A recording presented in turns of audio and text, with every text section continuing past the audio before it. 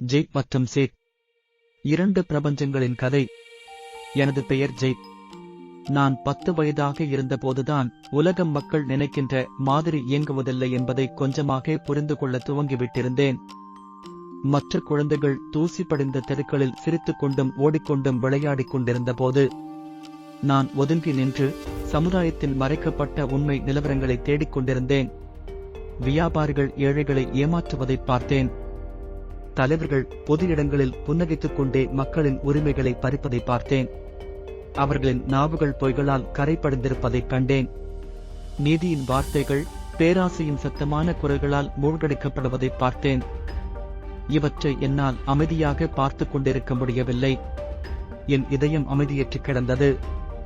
ஒரு புயல் போல அது வேகமாக சுழன்று கொண்டு இருந்தது. ஒரு வயதான பெண் தன் கூடையை கீழே தவறவிட்டு விட்டால் கூட நான் அதை தூக்கிக் கொடுக்க ஓடுவேன். குழந்தைகள் மைதானத்தில் சண்டையிட்டுக் கொண்டால் நான் அவர்களை பிரிக்க முயல்வேன்.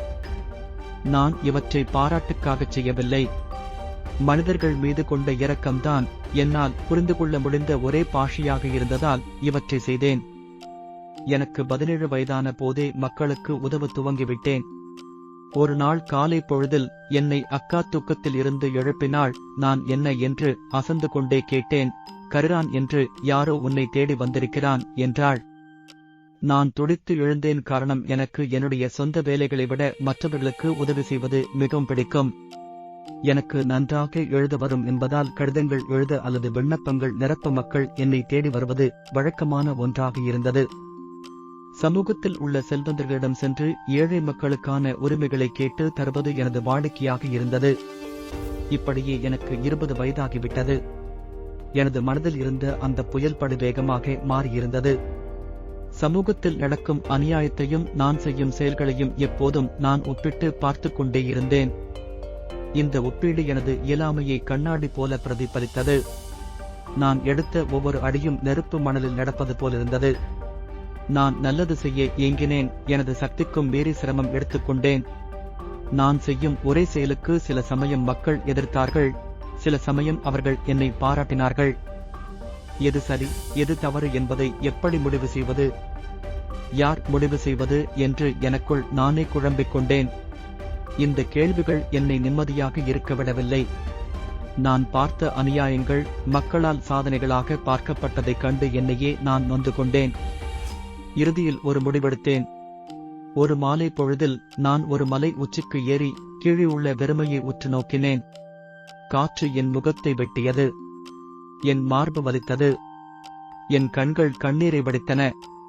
எனது கால்கள் நடுங்கின. அப்போது என் மனதுக்குள் உலகத்தை மேம்படுத்துவதில் நான் தோல்வியுற்று விட்டேன். உலகம் என்னை போன்ற மக்களுக்காக படைக்கப்படாமல் இருந்திருக்கலாம். என்னை போன்ற மக்களுக்காக படைக்கப்படாத உலகில் நான் ஏன் வாழ வேண்டும் என்று நினைத்துக்கொண்டு இறுக கண்களை மூடினேன். ஒரு அடிமுன் எடுத்து வைத்தேன். அப்போது ஜெய் மாமா என்று என் பெயரை யாரோ கூச்சலிடுவதை கேட்டேன். அங்கே என் அக்காவுடைய மகன் நின்று கொண்டிருந்தான். அவனுக்கு வெறும் 6 வயதுதான். ஆனால் அவன் எப்படி இந்த மலையில் ஏறினான்? ஜாதிப், நீ இந்த இடத்திற்கு எப்படி வந்தாய் என்று வியப்புடன் கேட்டேன். அவன் அழத் துவங்கிவிட்டான். அவனை தூக்கி அணைத்து சமாதானப்படுத்தினேன். அவனுக்கு நான் சொன்ன சமாதான வார்த்தைகள் எனது மனதை மாற்றிவிட்டன. அந்த கணத்தில் முடிவு செய்தேன், ஜெய், நீ சாவுக்கே துணிந்து விட்டாய். இனிமேல் அஞ்சுவதற்கு என்ன இருக்கிறது? இது உன் களம். இறங்கி நலவு செய். இனி உன்னை எந்த கொம்பனாலும் தடுத்து நிறுத்த முடியாது என எனக்கு நானே கூறிக்கொண்டேன். ஆனால் ஜாதிப் அந்த மலை உச்சிக்கு எப்படி வந்தான் என்பது எனக்கு சத்தியமாக தெரியாது. அவனை நான் ஒரு அதிசயமாக பார்த்தேன். அவன் எனது கைகளில் உறங்கிக் கொண்டிருந்தான். அப்போது நான், உலகத்தை நான் சரிசெய்ய முடியாவிட்டாலும் உன்னையாவது காப்பாற்றுவேன், உனக்காக நான் போராடுவேன் என்று சொன்னேன். ஜாதிப் என் வாழ்க்கையின் அர்த்தமாக மாறினான். நான் அவனை வழிநடத்தினேன், அவனை பராமரித்தேன், அவனுக்கு அறிவையும் அன்பையும் கொடுத்தேன். ஒரு உடைந்த வாள் நெருப்பில் உருக்கப்பட்டு மீண்டும் ஒரு புதிய வாளாக மாறியதைப் போல என் கதை மாறியது. இப்படி சில மாதங்கள் கழிந்தன. ஒரு நாள் இரவு கனவில் பிரம்மாண்டமான ஒரு கதவை பார்த்தேன். அந்த கதவருகில் ஒரு முதியவர் உட்கார்ந்து இருந்தார். நான் அவரிடம் இது என்ன கதவு என்று கேட்டேன். அதற்கு அவர், உனது கேள்விகளுக்கான பதில்களின் உலகம் என்றார். ஆ, பதில்களின் உலகமா என்று வியந்தேன். நான் அதற்குள் சென்றதும் தூக்கத்தில் இருந்து என்னை அக்கா எழுப்பினாள். நான் மிகவும் கோபத்துடன் எழும்பினேன். இப்போது தானே நான் உறங்கினேன், அதற்குள் எதற்கு எழுப்புகிறாய் என்று கசந்து கொண்டேன். அதற்கு அக்கா, மத்தசாவுக்கு செல், என்ன இன்னும் தூக்கம் வேண்டி கிடக்கிறது என்று சொல்லிவிட்டு சென்று விட்டாள். மத்தசாவா? அப்படியென்றால் என்ன? இவள் என்ன பேசுகிறாள் என்று குழம்பினேன். அப்போதுதான் கவனித்தேன், வீட்டின் நிறம் மாறியிருந்தது. வீட்டில் பொருட்களில் வித்தியாசம் இருந்தது. தந்தையிடம் கேட்டேன், ஒரு இரவுக்குள் எப்படி வீட்டில் இத்தனை விடயங்களை மாற்றினீர்கள்? தந்தை என்னை மேலும் கீழுமாக பார்த்தார், மீண்டும் பத்திரிகையில் மூழ்கிவிட்டார். நான் குழம்பினேன். அக்கா என்னிடம் சொன்னால், சித், இந்த உணவு எடுத்துக்கொள், பைக்குள் வைத்துக்கொள் என்றாள். நான் வியந்தேன். சித்?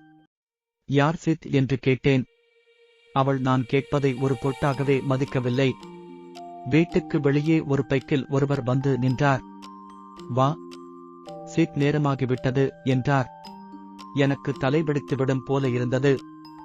அந்த பைக்கில் வந்திருந்த நபர் எனது மாமா ஒருவர்தான். அவருடைய பெயர் சாஹித். ஆனால் அவர் எங்களது குடும்ப நபர்களுடன் பேச மாட்டாரே. இப்போது இவ்வளவு உரிமையுடன் வந்து என்னை கூப்பிடுகிறாரே என்று என் மனதுக்குள் பல கேள்விகள் ஓடிக்கொண்டிருந்தன.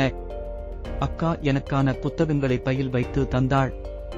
அக்கா மாமாவிடம் அமைதியாக கூறினாள், இன்று சேதின் நடவடிக்கைகள் வித்தியாசமாக இருந்தன, கொஞ்சம் என்னவென்று பாருங்களேன் என்றாள். இவர்கள் இருவரும் இப்படி பேசிக் கொண்டதை என்னுடைய வாழ்க்கையிலேயே நான் பார்த்ததில்லை. வீட்டில் இருந்து மத்தசா வரை போகும் வழியில் நாங்கள் இருவரும் பேசிக்கொள்ளவில்லை. மத்தசா வந்ததும் பைக்கிலிருந்து நான் இறங்கினேன். மாமா என்னை அழைத்தார். சித், இன்று உனக்கு என்ன ஆனது என்று கேட்டார். நான் விழித்தேன். உண்மையை சொல்லிவிடலாம் என்று நினைத்துக் கொண்டு, நான் சித் அல்ல, நான் ஜெய்ப் என்றேன். அவர் என்னை மேலும் கீழாக பார்த்துவிட்டு, நான் ஏதோ கோபத்தில் இருக்கிறேன் என்று நினைத்து விட்டார் போலும்.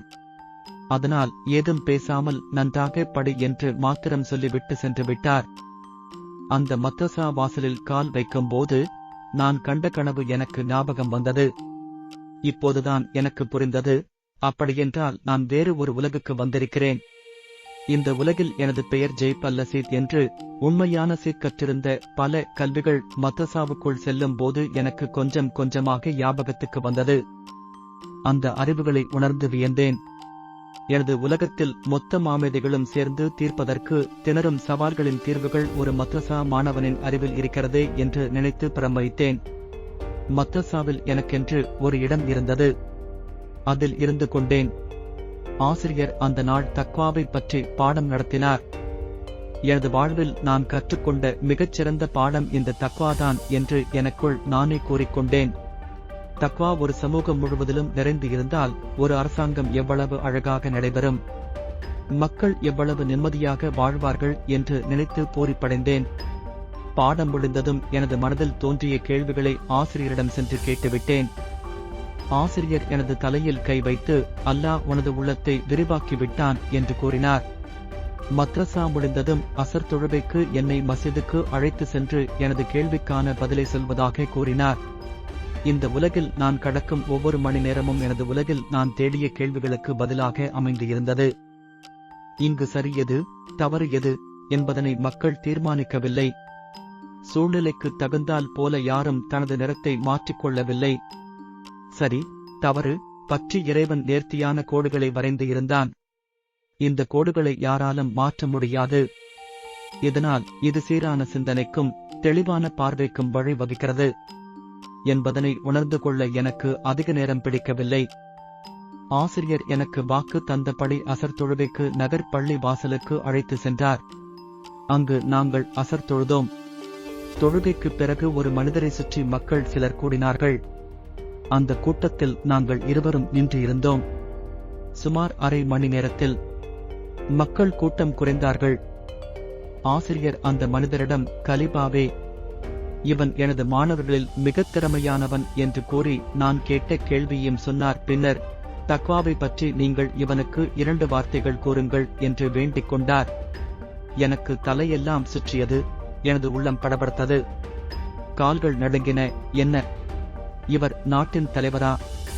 இப்படி எளிமையாக இருக்கிறார்?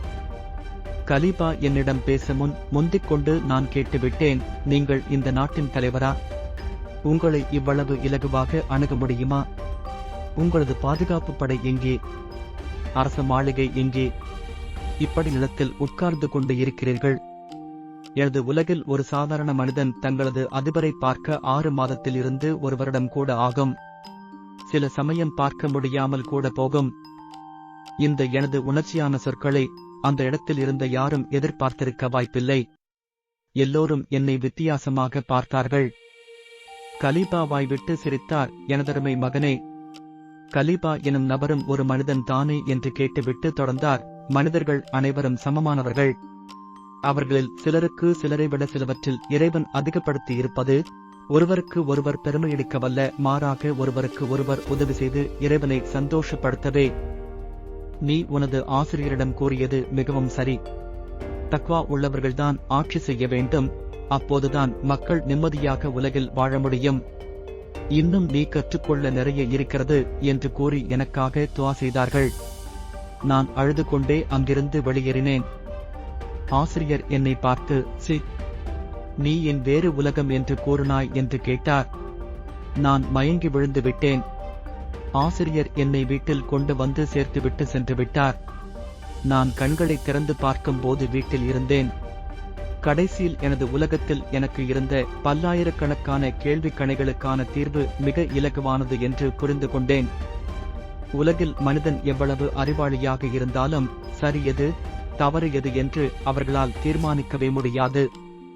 அது மக்கள் அனைவரையும் படைத்த ஒருவனின் வேலை.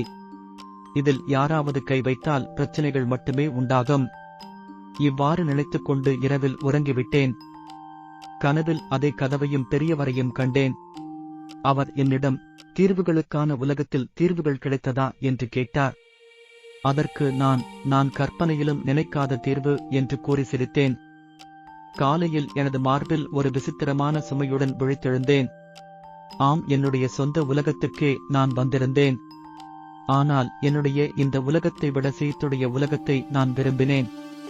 எனது உறக்கத்தில் கண்டது கனவு மாத்திரம்தான் என்று எனது உள்ளம் நம்ப மறுத்தது. ஆனால் நான் இனி பழைய ஜெய்பாக இல்லை என்பது மட்டும் மிக நிச்சயமாக தெரிந்தது. இப்போது நான் சிதின் மறு உருவமாக மாறியிருந்தேன். எனது இந்த கனவுக்கு முன் நான் மக்களுக்கு உதவும் போது நான் மக்களுக்கு நன்மை செய்கிறேன் என்று நினைத்தேன். ஆனால் எனது உதவிக்கு எந்த திசையும் இருக்கவில்லை. நான் வெறுமனே மக்களின் கவலைகளை தற்காலிகமாக தணித்தேன். அவர்களது காயத்திற்கு கட்டுப்போட்டேன். ஆனால் அந்த காயம் யாரால் ஏற்பட்டது அல்லது ஏன் தொடர்ந்து இரத்தம் சொட்டுகிறது என்று கேட்காமல் போய்விட்டேன். ஆனால் இப்போது நான் கனவில் பார்த்ததை யாரும் என்னை விட்டு அகற்ற முடியாது. கிலாபத் உயர்ந்து நின்ற ஒரு உலகத்தை பார்த்து விட்டேன். அங்கு நீதி என்பது வெறும் எட்டாக்கனியான வார்த்தையல்ல. மக்கள் அல்லாஹ்வின் சட்டத்தின் தெளிவின் கீழ் வாழ்ந்தனர். இப்போது எனது நல்ல செயல்களுக்கு ஒரு அர்த்தம் கிடைத்து இருந்தது. மக்கள் தூற்றினாலும் போற்றினாலும் இறைவனிடம் நல்ல பெயர் வாங்கினால் போதும் என்ற இந்த நம்பிக்கை எனது உள்ளத்தை நிறைத்தது. இதனுடன் நான் செய்யும் உதவி மக்களுக்கு மட்டும் பிரயோஜனப்படுவதல்ல, அதனால் எனக்கும் இறைவனிடம் பிரயோஜனம் இருக்கிறது என்று நினைக்கும் போது எனது உள்ளம் குளிர்ந்தது. இப்படியே சுமார் 1 மணித்தியாலம் கட்டிலில் இருந்து படி சிந்தித்துக் கொண்டே இருந்தேன். எனது இந்த சிந்தனைகளை ஜாதித்தான் கலைத்தான். மாமா, என்ன யோசித்துக் கொண்டு இருக்கிறீர்கள் என்று கேட்டான்.